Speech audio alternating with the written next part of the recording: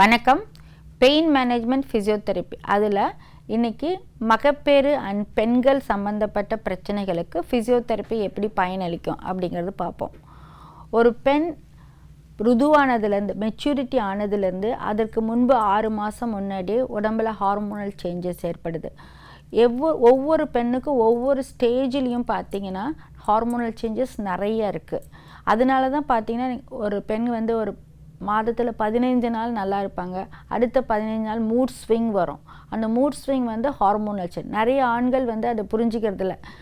போன வாரம் நல்லா பேசுனாங்க, இந்த வாரம் மூஞ்சியை காட்டுறாங்க அப்படின்னு. அது அவர்கள் அல்ல, அவங்க ஹார்மோனால் சேஞ்ச் வரும். அது மாதிரி ஒவ்வொரு ஸ்டேஜஸ்லேயும் பார்த்திங்கன்னா பெண்களுக்கு ஹார்மோன் சேஞ்ச் ஆகிட்டுருக்கு. இதில் பல பிரச்சனைகள் வருது. அதை எப்படி சமாளிக்கிறது அப்படின்னு. ஒரு பெண் ருதுவாகிறது மெச்சூரிட்டி ஆகிறதுக்கு 6 மாதம் முன்னாடியே உடம்புல பல மாற்றங்கள் ஏற்படும்.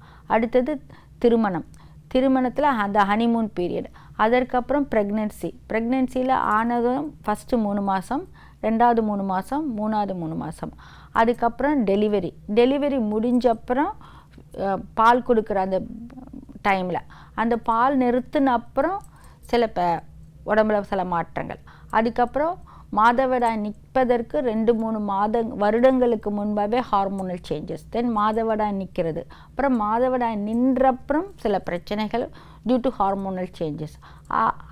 முக்கியமாக அவங்களுக்கு 60 வயசுக்கு மேலே வேறு பல பிரச்சனைகள். ஸோ ஒவ்வொரு பெண்ணும் இத்தனை முறை ஹார்மோனல் சேஞ்சஸை ஃபேஸ் பண்ண வேண்டியிருக்கு. இது ஹை அண்ட் லோவாக இருக்கிறது. இது இல்லாமல் ஒவ்வொரு மாதமும் மாதவிடாய்க்கு 15 நாள் முன்னாடி மாதவிடாய் டைம், அதற்கப்புறமும் ஹார்மோனல் சேஞ்சஸ் இருக்குது. ஸோ இதனால் என்ன வருது அப்படின்னு பார்த்தீங்கன்னா, நிறைய மூட் ஸ்விங் வரும், பாடி பெயின் வரும், இரிட்டேஷன் இருக்கும், தூக்கம் இல்லாமல் இருக்கும். ஸோ இதெல்லாம் நார்மல் தான் ஒரு பெண்களுக்கு.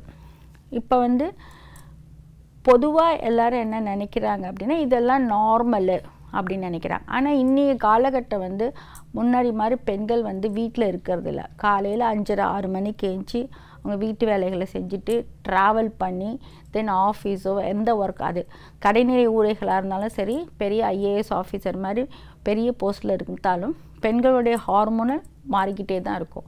ஸோ எவ்ரிடே காலையில் ஏஞ்சி வீட்டு வேலைகளை முடிச்சுட்டு ட்ராவல் பண்ணி அவங்க ஆஃபீஸ் போய் அங்கே இருக்கிற எல்லாரோட வேலை செய்கிறப்ப அங்கே இருக்கிற பல பிரச்சனைகளை ஃபேஸ் பண்ணி திருப்பி வீட்டுக்கு திருப்பி எல்லாத்தையும் ஒழிச்சு போட்டு பசங்களை கவனம் அது மாதிரி பண்ணுறப்ப 30 வருஷம் முன்னாடி இருந்த பெண்களோட லைஃப் ஸ்டைல் வேறு, இப்போ இருக்கிற லைஃப் ஸ்டைல் வேறு. முக்கியமாக பார்த்திங்கன்னா இப்போ லாஸ்ட்டு 10 இயர்ஸாக ஐடி ஃபீல்டு நிறைய வந்ததுனால கிட்டத்தட்ட பெண்கள் 8 மணி நேரம் மட்டும் ஒர்க் பண்ணுறதில்ல, கிட்டத்தட்ட 10-12 மணி நேரம் உட்காந்தே வேலை செய்கிறாங்க. அவங்களுக்கு உடல் உழைப்பு இல்லாமல் ஆகிடுது, பயிற்சிகள் பண்ண டைம் இல்லை, ஸ்ட்ரெஸ்ஸு ஜாஸ்தியாகுது, கண்ணுக்கு மூளைக்கு தான் கைக்கு தான் நிறைய வேலையை, மற்ற உடல் உறுப்புகள் அசையாமல் இருக்குது. நிறைய பேர் நைட் ஷிஃப்ட்டில் பண்ணுறாங்க. அப்போ நைட் ஷிஃப்ட்டில் பண்ணுறப்போ தூக்கம் இல்லாமல் ஆகிடுது, ஃபேமிலி டைம் குறையுது, இந்த பக்கம் வேலை பலு ஜாஸ்தியாக இருக்குது, உணவு நேரத்தில் சாப்பிட முடியறதில்ல, அப்படியே சாப்பிட்டாலும் அதை வெளியிலேருந்து ஆர்டர் பண்ணி, குக்கிங் டைம் இல்லாதனால வெளியிலேருந்து ஆர்டர் பண்ணி வாங்கி சாப்பிட்றாங்க. அதில் நிறைய ஜங்க் ஃபுட், ஃபாஸ்ட் ஃபுட் இது மாதிரி இருக்குது. தூங்குகிற நேரம் மாறிடுச்சு. அதுமாதிரி சாட்டர்டே சண்டே அப்படின்னா காலையில் 10 மணி 11 மணி வரைக்கும் தூங்குறது, நைட் 12 மணி 1 மணி வரைக்கும் டிவியோ இல்லை செல்ஃபோனோ யூஸ் பண்ணிகிட்ருக்கிறது. மெயினாக சன்லைட்டே நிறைய பேர் பார்க்குறதில்ல, சன்லைட்டே உடம்புல படுறதில்ல, பயிற்சிகள்னால் என்னன்னே தெரியறதில்ல, நடக்கிறது கூட குறைஞ்சிடுச்சு, அவங்க அதே இடத்துல தான் உட்காந்துருக்காங்க. அதனால் இந்த லைஃப் ஸ்டைல் சேஞ்சஸ் 30 வருஷம் முன்னாடி எவ்வளோ ஹவுஸ் ஹோல்ட் பண்ணிகிட்டு இருந்தாங்க, இப்போ ஹவுஸ் ஹோல்ட் ஒர்க்கும் குறைஞ்சிடுச்சு, ஆனால் மற்ற வேலைகள் செய்கிறாங்க வேலை விஷயமாக, ஆனால் உடல் உழைப்பு குறைஞ்சிடுச்சு. ஸோ இந்த மாதிரி நேரத்துக்கு சாப்பிடாமல் தூங்காமல் நைட் ஷிஃப்ட்டு, ட்ராவலு, ஸ்ட்ரெஸ்ஸு, கண் எப்போ பார்த்தாலும் கம்ப்யூட்டரில் இருக்கிறது, இல்லை வேலை விஷயமாக எதையாவது திங்க் பண்ணிவிட்டு ஸ்ட்ரெஸ்ஸில் இருக்கிறது, இந்த மாதிரி பலவிதமான வாழ்வியல் முறை மாற்றத்தினால உடம்பில் பாதிப்பு ஏற்படுத்துது. கட்டாயமாக பெண்களுக்கு இந்த ஹார்மோனல் சேஞ்சஸை அது ஏற்படுத்துது. அதனால் என்ன மாதிரி பிரச்சனைகள் வருது? நிறைய பேருக்கு இர்ரெகுலர் பீரியட்ஸ், பிசிஓடி, நீர்க்கட்டிகள், ஒபிசிட்டி, இந்த மாதிரி பல பிரச்சனைகள் வருது.